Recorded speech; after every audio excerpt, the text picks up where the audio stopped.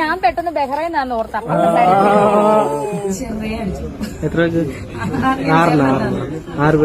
ഭാരതം എന്താണ് ഭാരതം എന്ന് പറയാം. നമസ്കാരം, പുതിയൊരു വീഡിയോയിലേക്ക് എല്ലാവർക്കും ഹർത്തമായ സ്വാഗതം. 2 ദിവസമായി നമ്മൾ വീഡിയോ ഇട്ടിട്ട് കുറച്ച് തിരക്ക്, നമ്മുടെ യൂട്യൂബുമായി ബന്ധപ്പെട്ട് കുറച്ച് പണികളാണ്. ഉടനെ നിങ്ങൾക്ക് ഞാൻ പറഞ്ഞുതരാം. കുറച്ച് തിരക്കും കുറച്ച് പണികളൊക്കെ നടക്കുന്നുണ്ട്. അതിന്റെ ഭാഗമായിട്ട് 2 ദിവസം തിരക്കായിരുന്നു എന്നുള്ളതാണ്.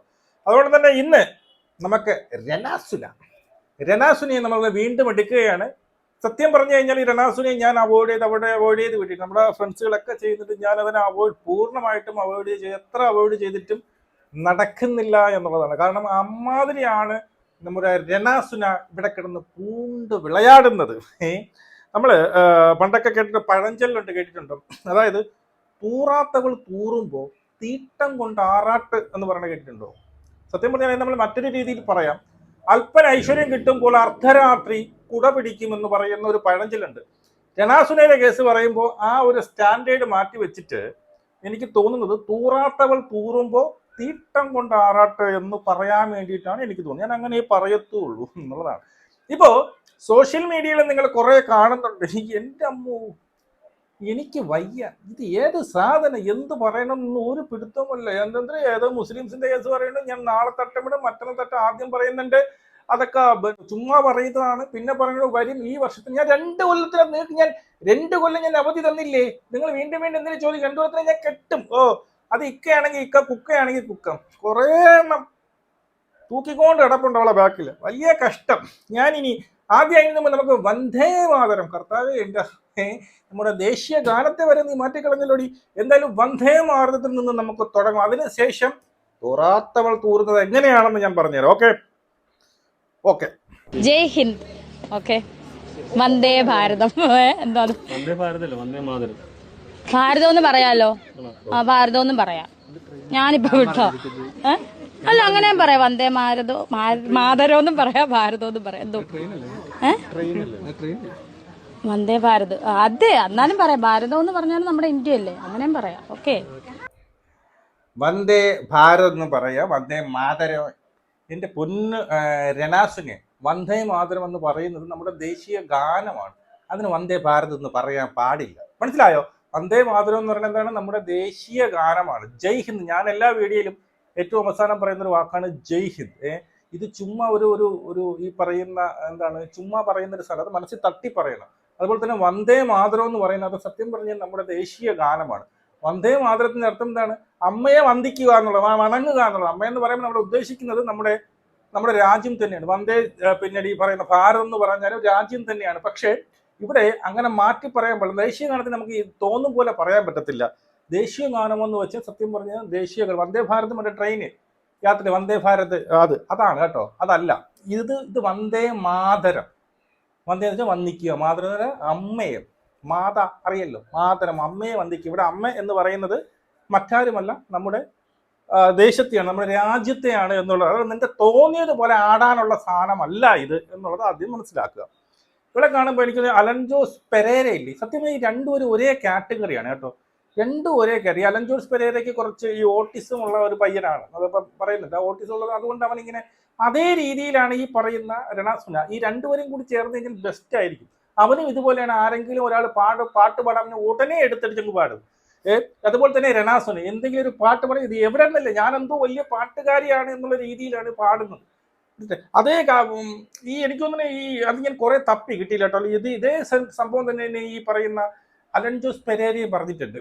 വന്ദേ മാതരമെന്ന മാതാവെന്ന തേങ്ങയെന്ന വാങ്ങുന്നത് കുറെ ഇതുപോലെ പറഞ്ഞ ആ ട്രോള് ഞാൻ കുറെ നേരം തപ്പി കാണാൻ, അല്ലെങ്കിൽ ഇതിൻ്റെ ഇടയിൽ കുത്തി കയറ്റി തന്നെ കേട്ടോ, കാണാനില്ല. അപ്പോൾ എൻ്റെ പൊന്ന് രനാസുന, നിങ്ങളുടെയൊക്കെ കാറ്റഗറി അതാണ്. ചെറിയ ഓട്ടിസം ബാധിച്ചവർ ഞാൻ ചെയ്യുന്നതാണ് നല്ല, ഞാൻ മഹാനാണ്, ഞാൻ വലിയ ആർട്ടിസ്റ്റാണ്, ഞാൻ മറ്റവളാണ് മറിച്ചവളാണ്, എന്നെ കഴിഞ്ഞേ ഉള്ളൂ, ഞാൻ എന്തോ ദേവതയാണ് എന്ന് സ്വയം ചിന്തിക്കുന്ന തലയ്ക്ക് ചെറിയ പ്രശ്നമുള്ള കുറെ ഒരു യൂണിവേഴ്സ്. ആ യൂണിവേഴ്സിൽ ജീവിക്കുന്നവരിൽ ഒരാളാണ് താങ്കൾ എന്ന് എനിക്കിതിലിപ്പോൾ പറയാനുള്ളൂ. കറക്റ്റ് സത്യം പറഞ്ഞു കഴിഞ്ഞാൽ നിന്റെ ഓപ്പോസിറ്റ് ആരും ചോദിച്ചു, അത് ഈ പറയുന്ന രേണു സുധി ഈക്വൽ ടു ഈ പറയുന്ന അലൻ ജോസ് പെരേര എന്ന് എനിക്ക് പറയാൻ പറ്റത്തുള്ളൂ. മനസ്സിലായോ? ഇനി എന്തുകൊണ്ട് തൂറാത്തവൾ തൂറുമ്പോൾ തീട്ടം കൊണ്ടാറാട്ട് എന്ന് ഞാൻ പറയാൻ കാരണം ആദ്യത്തെ ഒരു ക്ലിപ്പ് വയ്ക്കാമേ. ഓ ഞാൻ പെട്ടെന്ന് ബഹ്റൈനാന്ന് ഓർത്ത സത്യമായിട്ട് ഞാൻ പെട്ടെന്ന് അത് അതിലേ പോയത്. സീരിയസ് ആയിട്ട് ഞാൻ അങ്ങനെ ഓർത്ത് കേട്ടോ. ഞാൻ അവിടെ വന്നിരിക്കും. ഇതിനെയാണ് പറയുന്നത് തൂറാത്തവൾ തൂറുമ്പോൾ തീട്ടം കൊണ്ട് ആറാട്ടം എന്ന് പറയുന്നത്. അതായത് പോകുമ്പോൾ ഞാൻ പെട്ടെന്ന് ഞാനങ്ങ് ബഹ്റിനാണെന്ന് ഓർത്തു. മനസ്സിലായോ? ഇവിടേക്ക് എന്ത് ചൂടാ. മറ്റേ ഒരു ഡയലോഗ് ഉണ്ടല്ലോ, ആ ഡയലോഗ് മറന്നുപോയി. അതായത് ഞാൻ ബഹ്റിനാണെന്ന് ഞാൻ ആഴ്ചകളിൽ 4-5 ദിവസം അല്ലെങ്കിൽ ആഴ്ചയിൽ കൂടുമ്പോൾ 2-3 വട്ടമൊക്കെ ഇങ്ങനെ യൂറോപ്യൻ ട്രിപ്പ്, ഇങ്ങനെ ഗൾഫ് ട്രിപ്പ് ഇങ്ങനെ പോയിക്കൊണ്ടിരിക്കുന്നത് കൊണ്ട് തന്നെ ഞാൻ പെട്ടെന്ന് ഞാൻ വിചാരിച്ചു പിന്നെ ഞാൻ ബഹ്റിനാണ് എന്നുള്ളത്. മറ്റൊരു രീതിയിൽ പറയുന്നുണ്ട്, എനിക്കിപ്പോ ഡേറ്റ് ഏതെന്നറിയത്തില്ല, ആഴ്ച എന്നറിയാം, തിങ്കളാണോ ചൊവ്വയാണോ ബുധനാണോ എന്ന് എനിക്കറിയത്തില്ല. എൻ്റെ കരിഷ്മ മാനേജറാണ് പറയുന്നത്, ടിനാസിന നീ അറിഞ്ഞോ ഇന്ന് ചൊവ്വാഴ്ചയാണ് കേട്ടാ, ഇന്നടുത്ത് നമുക്കിതുണ്ട്, ഏത് ഈ പറയുന്ന ഇനാഗ്രേഷൻ ഉണ്ട് പോണം. ഓഹോ മോനെ ഇന്നായിരുന്നില്ലേ ചൊവ്വാഴ്ച. അത്രയ്ക്ക് ബിസിയാണ്. സത്യം നമ്മുടെ ഈ പറയുന്ന ഫിലിം ഇൻഡസ്ട്രിയിൽ നോക്കി കഴിഞ്ഞാൽ ലാലേട്ടന് പോലും ഇത്രയും ബിസി കാണത്തില്ല. കാരണം ഡേറ്റ് പോലും അറിയില്ല. ഡേറ്റ് ശരിയൊക്കെ നമുക്ക് മറന്നു, ഇവിടെ ആഴ്ച പോലും അറിയില്ല. രാവിലെയാണോ രാത്രിയാണോ എന്നെങ്കിലും അറിയും, കാരണം എപ്പോഴും വെട്ടമാണല്ലോ. അതെങ്കിലും അറിയാമോ എന്നെനിക്ക് പിന്നെ ചെറിയ ഡൗട്ട് ഉണ്ട്. മനസ്സിലായോ? അപ്പോൾ അതുപോലും അറിയത്തില്ല എന്നുള്ളതാണ്. ഇനി അടുത്തത് നെക്സ്റ്റ്. ഇടയ്ക്കിടയ്ക്ക് പോയി വരണം. എന്തായാലും ബാച്ചിലേഴ്സിന്റെ ബ്രാൻഡ് അംബാസിഡർ ഒക്കെ ആക്കിയ സ്ഥിതിക്ക് ഇടയ്ക്കിടയ്ക്ക് പോയി വരും. ഒന്നും അല്ലല്ലേ ഈ പറയുന്ന കുറ്റം പറയുന്ന ഒരാൾ എയർപോർട്ട് വരെ പോയി ജസ്റ്റ് കാണുന്നുണ്ട്.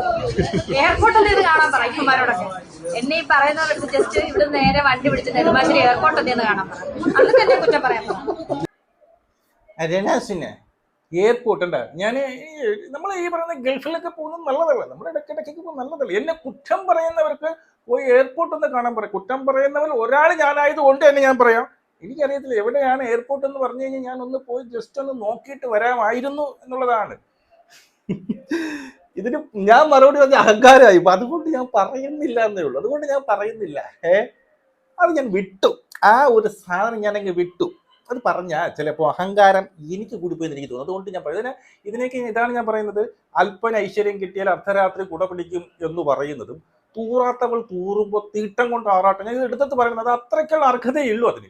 മനസ്സിലായോ? അത് എന്ന് പറയാനുള്ള കാരണം ഇതാണ്. മനസ്സിലായോ? ഞാൻ എന്തോ, അതായത് 1-2 വട്ടം അല്ലെങ്കിൽ 3-4 വട്ടം ആയിക്കോട്ടെ ബാറിൽ പോയി ഈ പറയുന്ന വെള്ളമടിച്ച് ഫിറ്റായി അഴിഞ്ഞാടുന്നവരെ വണ്ടിപ്പോയി ഈ പറയുന്ന ഡാൻസും കൂത്തും കളിച്ചുകൊണ്ട് കിട്ടിയതല്ലേ. അത് ആർക്ക് വേണോ നടക്കുമെന്നുള്ളതാണ് അത്. അതുകൊണ്ട് പറയുന്നത്. പിന്നെ ഈ കുറ്റം പറയുന്നവർ എയർപോർട്ട് പോലും കണ്ടിട്ടില്ല എന്ന് പറയുമ്പോൾ കുറ്റം പറയുന്നവരുടെ ബാക്ക്ഗ്രൗണ്ട് ഒന്ന് ചെക്ക് ചെയ്യണം, നല്ലതായിരിക്കും. മനസ്സിലായോ? വളരെ വളരെ നല്ലതായിരിക്കും.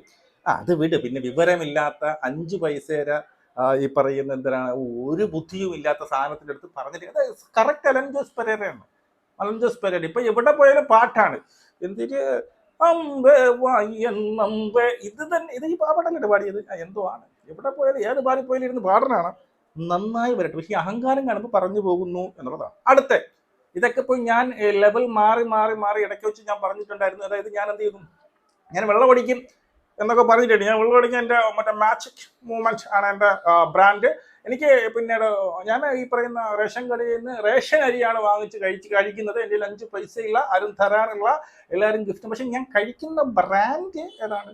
ഈ പറയുന്ന നമ്മുടെ മാജിക് മൂവ്മെന്റ് ആണ് എന്നുള്ളതൊക്കെയാണ് പറയുന്നത്. വളരെ അഭിമാനത്തോടു കൂടി, വളരെ എന്താ പറയുന്നത്, വളരെ സന്തോഷത്തോടുകൂടെ പറയുന്നത്. അതെന്തോ ഒരു ക്രെഡിറ്റ് ആയിട്ടാണ് രണാസുന പറയുന്നത്. അന്ന് ഞാൻ കരുതി ചിലപ്പോൾ ഒന്ന് തള്ളിയതായിരിക്കും എന്നാണ് ഞാൻ കരുതിയത്. പക്ഷെ യഥാർത്ഥത്തിൽ തള്ളിയതല്ല. ലെവൽ നല്ല രീതിയിൽ വെള്ളം അടിക്കും. കാരണം ഇന്നലെ ഞാനൊരു റീൽ, ആ റീൽ നിങ്ങൾ കൃത്യമായിട്ട് കാണണേ. ഇതാണ് അവിടെ ഫേസ് നോക്കിക്കോണേ. എത്ര അടിച്ച് കിണ്ടിയായിട്ട് ശ്രദ്ധിക്കണം. ഒന്നുമില്ല. എത്ര രൂപ അടിച്ചു? എത്ര രൂപ? 6 രൂപ. ഇപ്പൊ എത്രയാണെന്ന് ഞാൻ പറയത്തില്ല. ഇത് കണ്ടോ, ഞാൻ അടിച്ചിട്ടുണ്ടെന്നാ പറയുന്നത്. സത്യം പറഞ്ഞാൽ അടിച്ചിട്ടാണ് ഇരിക്കുന്നത്. ആ ബോഡി ലാംഗ്വേജ് കണ്ട കൃത്യമായിട്ട് അറിയാം ഇത് തള്ളുന്നതൊന്നുമല്ല, ഇത് അടിച്ചുകൊണ്ടായിരിക്കുന്നത്.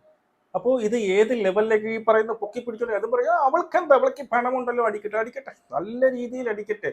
മനസ്സിലായോ? നല്ല രീതിയിൽ അടിച്ച് ഫിറ്റായി 1 അടിച്ച് 2 അടിച്ച് ഞാൻ എന്തോ കാരണം എനിക്ക് മാസം തോറും ഇപ്പോൾ ഇനാഗ്രേഷൻസ് കുറേ കിട്ടുന്നു, എന്നെ ഗൾഫിൽ വിളിക്കുന്നു, ലണ്ടനിൽ വിളിക്കുന്നു, അവിടെ പോകുന്ന അടുത്ത ആഴ്ച ബ്രാൻഡ് അംബാസിഡർ. എന്നെ കാണുന്നിടത്തെല്ലാം ഒരു 10-100 ഒരു കുറഞ്ഞത് ഒരു 20 ക്യാമറയിൽ തൂക്കിക്കൊണ്ട് വരും എന്നുള്ളതാണ്. അതൊക്കെ എൻ്റെ ഇഷ്ടപ്പെടുന്ന അല്ലെങ്കിൽ ഈ പറയുന്ന എന്നെ സ്നേഹിക്കുന്നവരെന്നുള്ള തെറ്റിദ്ധാരണയാണ് ഇതിൽ മെയിനായിട്ടൊരു കാരണം. അവന്മാർ ഇത് വെച്ചിട്ട് അവളെ വായി നിന്ന് വീഴാൻ വേണ്ടി നോക്കും, അതെടുത്ത് കണ്ടന്റ് ആക്കാൻ വേണ്ടി നടക്കുകയാണ്. അപ്പോൾ രണാസുന വേറെ ലെവലായിട്ടുണ്ട്. നിങ്ങൾ വിചാരിക്കുന്നിടത്തൊന്നും നിൽക്കത്തില്ല. ഇപ്പോൾ ബ്രാൻഡൊക്കെ മാറി. ആദ്യം ഞാൻ കരുതി, സത്യസന്ധമായി പറഞ്ഞാൽ ഹൃദയം തൊട്ട് പറഞ്ഞാൽ, ഞാൻ അന്ന് അവൾ ഇത് പറഞ്ഞപ്പോൾ ഇവർ തമാശയ്ക്ക് ചോദിച്ചപ്പോൾ ഞാൻ അടിക്കും മാജിക് മൊമെന്റ് ആണ് എൻ്റെ ബ്രാൻഡ് എന്ന് പറഞ്ഞൊരു തമാശയ്ക്ക് അല്ലെങ്കിൽ ഒരു കണ്ടന്റ് ഇട്ട് കൊടുത്തതിന് വിഷയം ഇന്ന് ഇവൾ പറഞ്ഞ രീതി, ഇവളുടെ ബോഡി ലാംഗ്വേജ് കണ്ട കൃത്യമായിട്ട് മനസ്സിലാവും ഇവൾ ഡെയിലി അടിക്കുന്നുണ്ട്, ഇതും അടിച്ചിട്ടുണ്ട് എന്നുള്ളതാണ്. തൂറാത്തവൾ തൂറുമ്പോൾ തീട്ടം കൊണ്ടാറാട്ട് എന്ന് പറയുന്നതിന് ഉത്തമ ഉദാഹരണം ആരും ചോദിച്ചു കഴിഞ്ഞാൽ ഇത് തന്നെയാണ്. ഇനി കാണാനിരിക്കുന്നതേ ഉള്ളൂ. മനസ്സിലായോ? ഇനി കാണാനിരിക്കുന്നുള്ളൂ, ഇതൊന്നുമല്ല. ഇനി കാണാനിരിക്കുന്നതൊന്നും ഞാൻ പറയുന്നില്ല. ഇപ്പൊ എന്തായാലും നിങ്ങളുടെ അഭിപ്രായങ്ങൾ കമന്റായി രേഖപ്പെടുത്തും. പറയാനുണ്ടെങ്കിൽ ഒരുപാട് കേസുകൾ. ഓരോ ശബ്ദത്തിനിടയിലും നിൽക്കുന്ന ആ ഒരു അഹങ്കാരമുണ്ട്. ഇതിന് ഏറ്റവും കൂടുതൽ പ്രശ്നം ഒരു അഹങ്കാരമുണ്ട്. ഓരോ വരിക്കൽക്ക് ഇടയിലും ഇരിക്കുന്ന ഒരു അഹങ്കാരമുണ്ട്. തന്നെ സഹായിച്ചവരെല്ലാം തള്ളിപ്പറയുമ്പോഴുണ്ട് ഒരു അഹങ്കാരമുണ്ട്. മനസ്സിലായോ?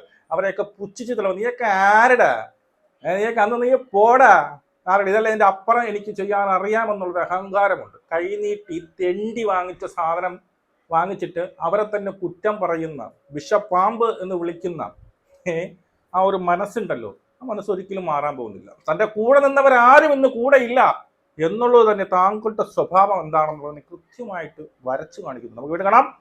ജയ് ഹിന്ദ്.